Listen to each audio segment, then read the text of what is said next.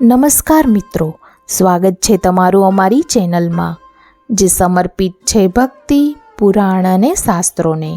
મિત્રો, જ્યોતિષશાસ્ત્ર અનુસાર આ વખતે હોળી પર એટલે કે ફાગણ મહિનાની પૂનમના દિવસે ચંદ્રગ્રહણ થવા જઈ રહ્યું છે અને આ વર્ષ 2024નું સૌથી પ્રથમ ચંદ્રગ્રહણ પણ રહેવાનું છે. તો આ ચંદ્રગ્રહણ કેટલી અસર કરશે, કેવી રીતે અસર કરશે, આપણે ત્યાં દેખાશે કે નહીં, સૂતક પાડવાનું છે કે નહીં, એ જાણીશું. ચંદ્રગ્રહણ આ દરમિયાન શું કરવું, શું ના કરવું, દરેક માહિતી આપણે આ વિડીયોમાં જાણીશું.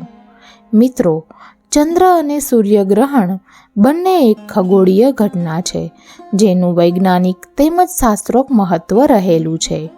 આમાં ચંદ્ર, પૃથ્વી અને સૂર્ય એ રીતે સ્થાને ગોઠવાયેલા હોય છે કે જેનાથી ગ્રહણ સર્જાય છે. સૂર્યગ્રહણ અને ચંદ્રગ્રહણ, જેમાં ચંદ્રગ્રહણમાં સૂર્યનો પડછાયો ચંદ્ર પર પડતો નથી, જેથી પૃથ્વી પરથી પૂનમની રાત્રે ચંદ્રને જોઈ શકાતો નથી. એટલે કે સૂર્ય, પૃથ્વી અને ચંદ્ર એ રીતે એવું સ્થાન લઈ ગોઠવાય છે જેથી કરીને ગ્રહણ રચાય છે. જ્યોતિષશાસ્ત્ર અનુસાર આ ગ્રહણની અલગ અલગ રાશિઓ પર અલગ અલગ અસર થાય છે. જે જગ્યાએ ગ્રહણ દેખાવાનું હોય છે એ જગ્યાએ આની મુખ્યત્વે અસર જોવા મળે છે. તો વર્ષ 2024નું આ પ્રથમ ચંદ્રગ્રહણ 25 માર્ચ 2024 સોમવારે ફાગણ મહિનાની પૂનમનું થવાનું છે, જેનો સમય છે સવારે 10:24 લઈને બપોરે 3:01 સુધીનું.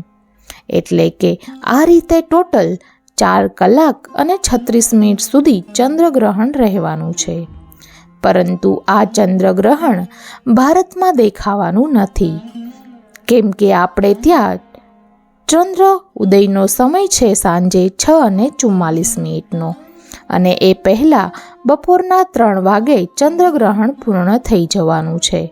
એટલે આપણે ત્યાં ચંદ્રગ્રહણ દેખાશે નહીં, પરંતુ બીજા અન્ય દેશોમાંથી આ ચંદ્રગ્રહણ જોઈ શકાશે, જેથી England, Ireland, Norway, France, America, Japan, Australia, Africa, Antarctica, Spain, Portugal, Belgium, Italy જેવા દેશના ભાગોમાંથી ચંદ્રગ્રહણ જોઈ શકાશે.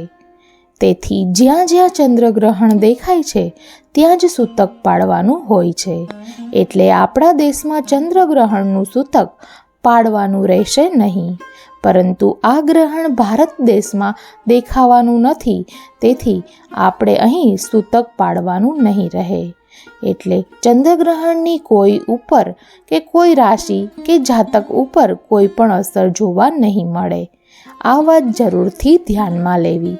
ગ્રહણ દરમિયાન શું કરવું? ઘણા લોકો માનતા હોય છે કે ચંદ્રગ્રહણ અહીં દેખાવાનું નથી, પરંતુ થવાનું તો છે ને. તો આ દરમિયાન આપણે શું કરવું? સૌથી સરળ અને સૌથી માન્ય ઉપાય છે ભગવાનનું નામ લેવું, પાઠ કરવા અને ભક્તિ કરવી, આપણા ઈષ્ટદેવ કુળદેવીને પ્રાર્થના કરવા. આ કરવાથી ઉત્તમ ફળ મળે છે. આ દરમિયાન દાન પુણ્યના કામ પણ કરી શકો છો, કેમ કે એક તો તહેવાર છે તેમજ પૂનમનો દિવસ છે. તો મિત્રો, સૌને ધૂળેટીની શુભકામનાઓ. તેમજ આ વિડીયોની માહિતી તમને ગમી હોય તો આગળથી જરૂર શેર કરજો.